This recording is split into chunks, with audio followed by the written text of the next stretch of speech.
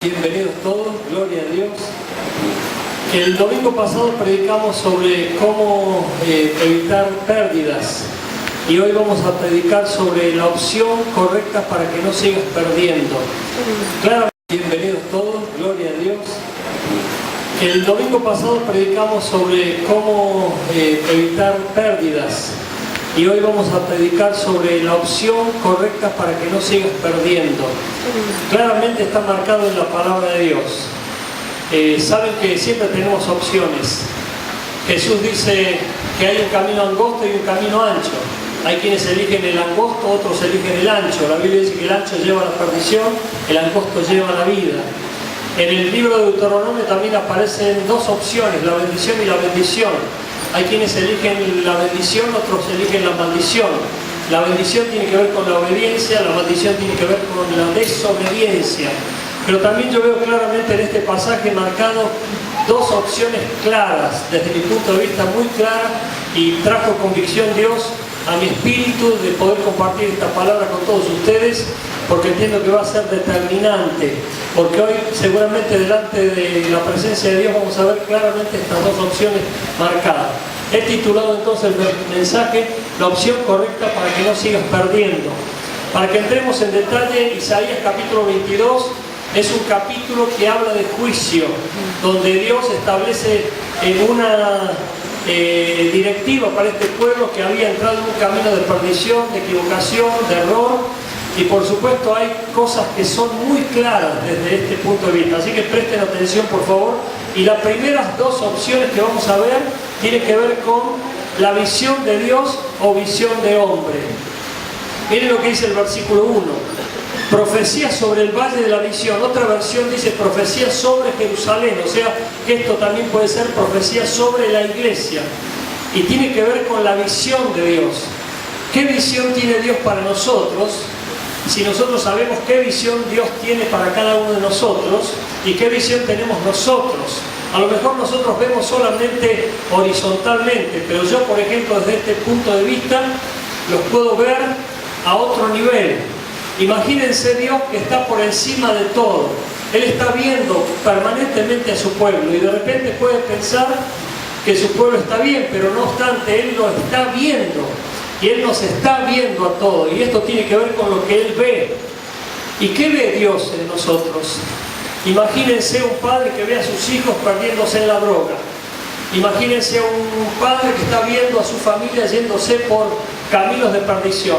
Bueno, Dios a veces ve a quienes están en victoria y a veces ve a quienes están en derrota. Él está viendo todo. Dice la Biblia que sus ojos atalayan sobre toda su creación. Y aquí hay un punto claro. ¿Por qué? Porque es como que este pueblo que tenía que disfrutar del propósito de Dios estaba sufriendo el acecho del pueblo enemigo que lo estaba por conquistar. Y por eso dice profecía sobre el valle de la visión, profecía sobre lo que se ve. Y de repente lo que estaba viendo Dios no era nada bueno. ¿Por qué? Porque veía a los enemigos pronto a conquistar a su pueblo pronto que iba a estar derrotado y cautivo, y eso indudablemente lo entristecía mucho, como puede entristecer a un padre el hecho de que sus hijos sigan caminando en caminos de perdición. Por lo tanto, aquí dicen los comentaristas que hay una especie de ironía o de sarcasmo en Dios con el hecho de decir: este pueblo que tendría que demostrar que vive en victoria y permanentemente bendecido, está en derrota, acechado por el enemigo, burlado por el enemigo, cercado por el enemigo. ¿Y qué ocurre allí? Indudablemente esto tiene que ver con que este pueblo está más cerca del diablo que de Dios. Aquí hay un lenguaje espiritual muy fuerte. Por eso la pregunta que te hago: ¿vos tenés visión de Dios o tenés visión de hombre? Si es visión de Dios, vas a ver lo que Dios quiere ver, que veas. Es decir, que vas a estar viendo desde su punto de vista. Pero si es visión de hombre, vas a estar viendo solamente lo que se ve, las circunstancias, y no hay duda que para muchos las circunstancias son muy tristes y muy duras, y que amenazan más peligro aún. Por eso, ¿hay visión de Dios o hay visión de hombre? Si hay visión de Dios, Dios te va a revelar lo que Él quiere para tu vida, su propósito y la bendición que tiene preparado para todos aquellos que lo buscan. Pero si hay visión de hombre, vas a ver meramente las circunstancias que te rodean y tu visión va a ser un poco fatalista y hasta desesperanzadora. Por lo tanto, pensemos en estas opciones porque vamos a entrar en el detalle. El Valle de la Visión era el panorama que se veía desde el monte de Sión a la ciudad de Jerusalén. Y por supuesto, alguien que estaba parado en la punta del monte de Sión podía ver claramente todo en perspectiva. Me acuerdo cuando estuvimos en Belo Horizonte, allí nos llevaron a una montaña de las más altas de Belo Horizonte y un empresario había construido una casa con la cual se podía ver todo el valle. Y era algo impresionante porque esa casa estaba bien en lo más alto. Y realmente uno sentía una especie de emoción de saber que uno podía orar como cubriendo ese lugar. Pero Dios está mucho más alto todavía y está viéndonos a todos. Y qué lindo que Él pueda ver en nosotros bendición, victoria, y que no hay ningún demonio cerca acechando porque estamos sometidos a Dios. Y la promesa de la palabra de Dios es que si estamos sometidos a Dios, el diablo huirá de nosotros. La segunda perspectiva y la segunda posibilidad de opción: estatura social o estatura espiritual. Mirá lo que dice el versículo 1. ¿Qué tienes ahora que con todos los tuyos has subido sobre los terrados? Hoy una terraza no puede parecer algo fuera de lo común, pero en aquel entonces las terrazas eran propias de las casas de los terratenientes, de los poderosos, de los distinguidos, de la gente más rica. Y era como que habían subido para tener una visión más clara. Pero esto simboliza estatura social. Ellos estaban distinguidos, estaban por encima socialmente hablando, pero no espiritualmente hablando. La pregunta es, ¿qué tipo de estatura querés tener vos? La Biblia nos anima a crecer hasta la estatura de Jesucristo. ¿Sabes que hay muchas personas que solamente se fijan por ser altos socialmente? Quieren destacarse, quieren proyectarse, quieren ganar espacio y ser renombrados, ser populares. Pero ¿qué de la estatura espiritual? Dios quiere que nosotros crezcamos hasta la estatura de Jesucristo. Y te puedo asegurar que si creces hasta la estatura de Cristo, vas a tener estatura social. Porque Dios quiere que seamos cabeza y no cola. A veces me temo que hay personas que solamente quieren proyectarse socialmente para alcanzar y lograr nuevos escalones y dimensiones. Pero ¿qué de la estatura espiritual? Si vos tenés estatura social, te puedo asegurar que es difícil que tengas estatura espiritual.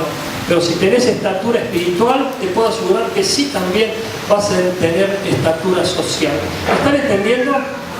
Una vez nos invitaron a una conferencia en Capital donde vino un multimillonario empresario de Singapur y él era un diácono de una iglesia en Singapur y que era dueño de varias islas, de varios edificios, y él tenía una estatura social. Pero en ese lugar, cuando dio la conferencia, demostró que tenía estatura también espiritual. Era un hombre realmente consagrado a Dios, un hombre que amaba a Dios y que deseaba el progreso de la obra de Dios, y que su enfoque y su ministerio y su visión era con sus negocios glorificar a Dios. Por lo tanto, él demostró allí que tenía estatura espiritual, era respetado, reconocido por su iglesia y recomendado también, y venía acompañado por el cónsul de esa zona allí en Singapur. Por lo tanto, los que quieran tener estatura social solamente, me temo que van a dejar de tener estatura espiritual, pero los que quieran tener estatura espiritual también van a tener estatura social, sin duda alguna. Acá viene otra comparación: acción espiritual o acción mundana. Dice el versículo 2: tú, llena de alborotos, ciudad turbulenta, ciudad alegre, tus muertos no son muertos a espada ni muertos en guerra.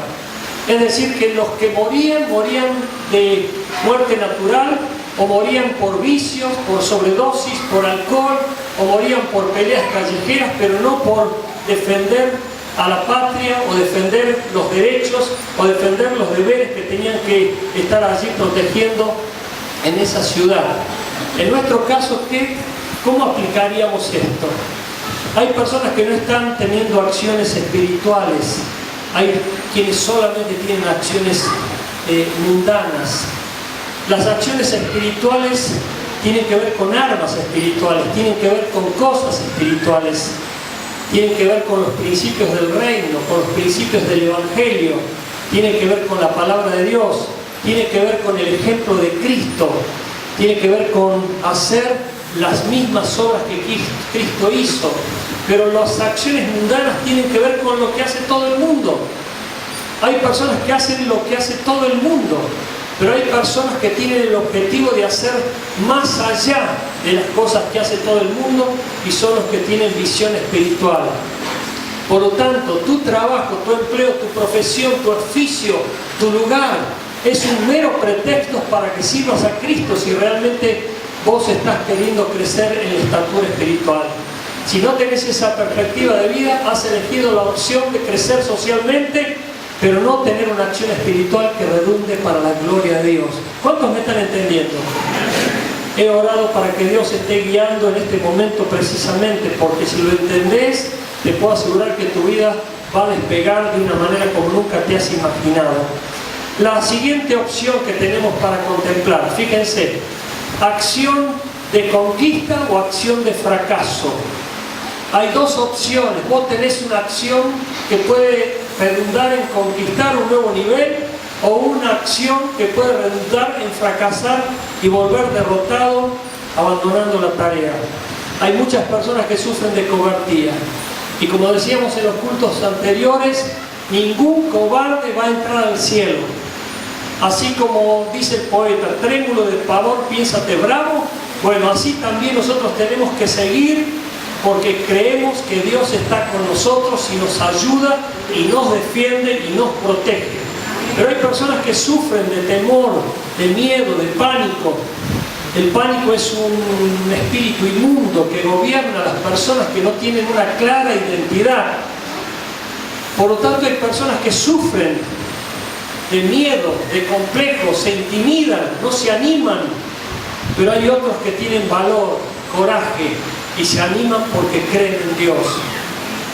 Un jovencito de aquí que tiene un precioso presente y un glorioso futuro, me dijo una vez, ¿sabe, pastor? Yo me animo porque una vez escuché que usted dijo en un mensaje y yo dije, uy, gloria a Dios, por fin uno que escucha mis mensajes. Este muchachito me dijo, usted dijo una vez que Dios no avergüenza a sus hijos. Es un texto de la palabra, Dios no avergüenza a sus hijos. Y él se animó, predicó y Dios lo bendijo. Y Dios no avergüenza a ninguno de sus hijos, honra la fe de sus hijos. Y yo me acuerdo que yo estaba por predicar la primera vez y tuve mucho miedo. Y sin embargo acepté el desafío y Dios me bendijo en gran manera. Cuando tenía que tomar la decisión de entregar mi vida a Cristo también tuve mucho miedo por las mentiras que el diablo ponía en mi mente. Sin embargo acepté el desafío y la bendición fluyó hacia mi vida y sigue fluyendo mucho más todavía. Hay personas que no se animan a enfrentar nuevos desafíos, a entrar en nuevas etapas, al cambio. Hay personas que tienen miedo y son atadas y paralizadas por el miedo. Pero la palabra dice, sé valiente y vas a recibir la corona de la vida. Por lo tanto, los que conquistan avanzan, dominan, toman terreno, siguen proyectándose. Los que desisten y fracasan son los que vuelven atrás y se sienten frustrados con la añoranza de algo que quisieron hacer y no lo pudieron hacer.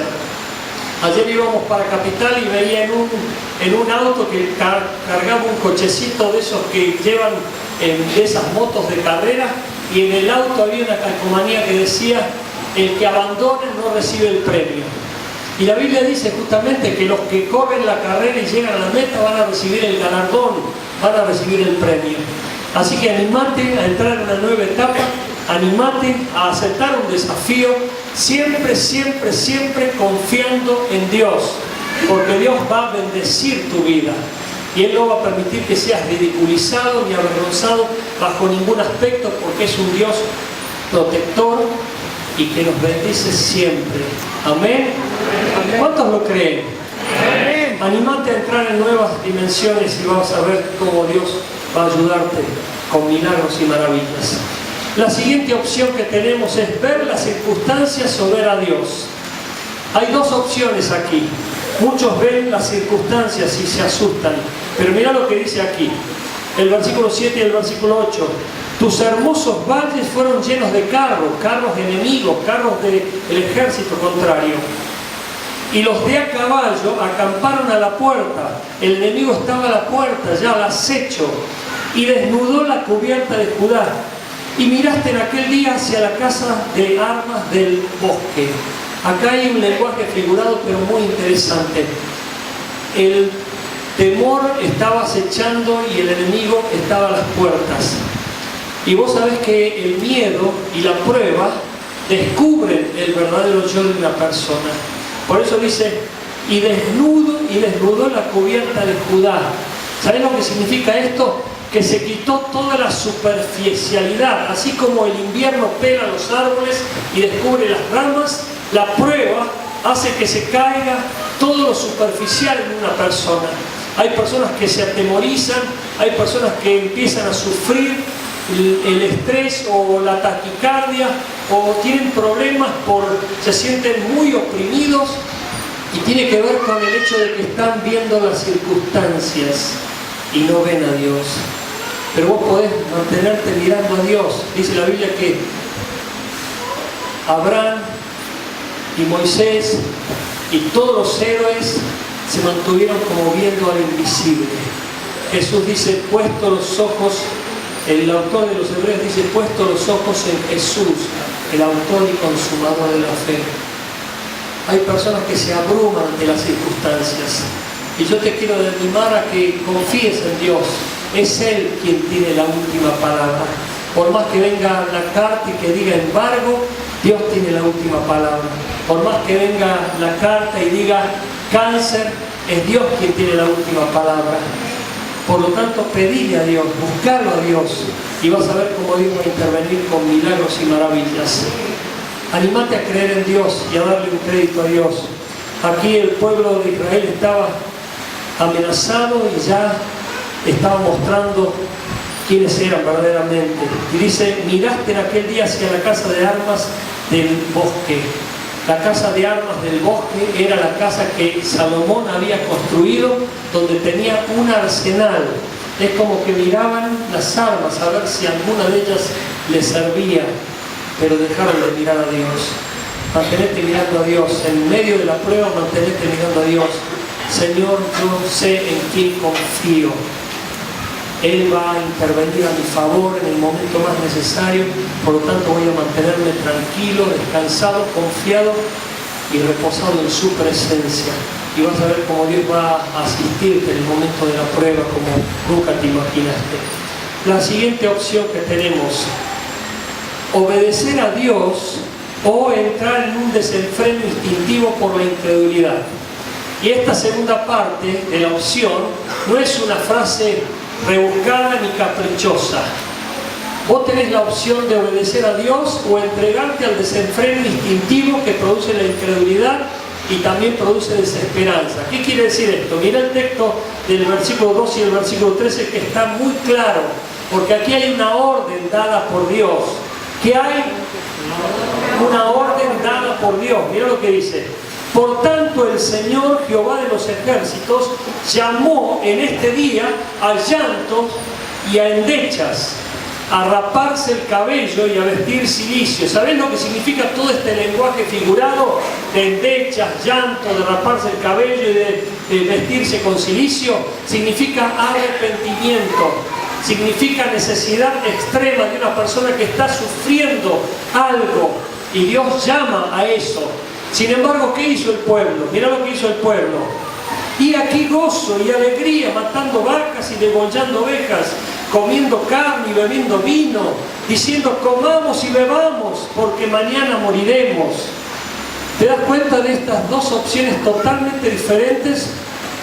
Hay personas que en el momento de la prueba no se dan cuenta y se tornan hasta inconscientes, se emborrachan y dicen voy a turbarme, voy a vivir de una manera como que esto no pasó. Y esto exactamente fue lo que sucedió en el tiempo de Noé.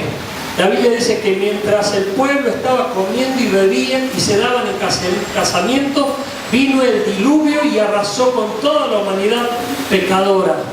Era juicio de Dios, y aquí también está amenazando el juicio de Dios, porque el ejército enemigo estaba al acecho y pronto a las puertas para conquistar al pueblo de Israel.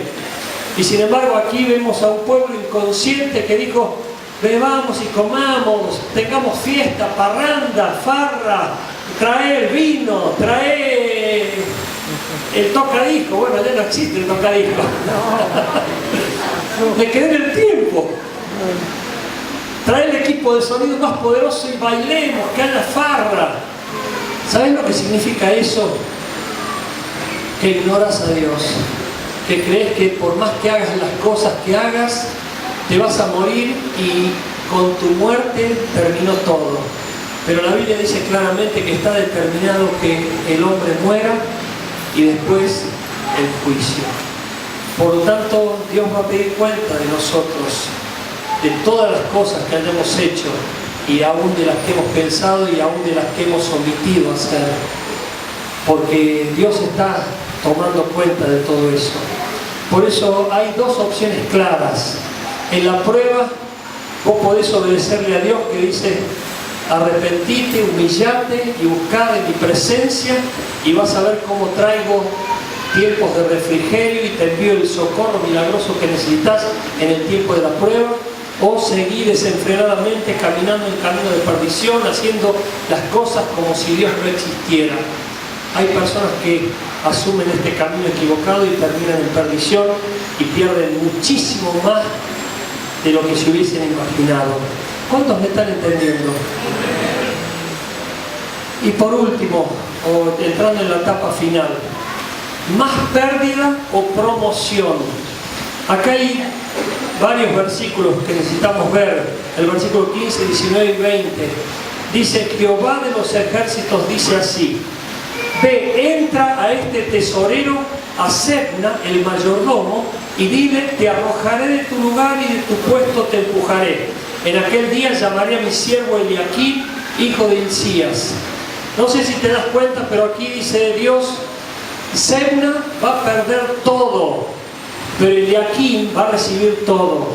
Sebna significa, el nombre Sebna significa florecimiento o renuevo. El nombre Eliaquim significa restauración.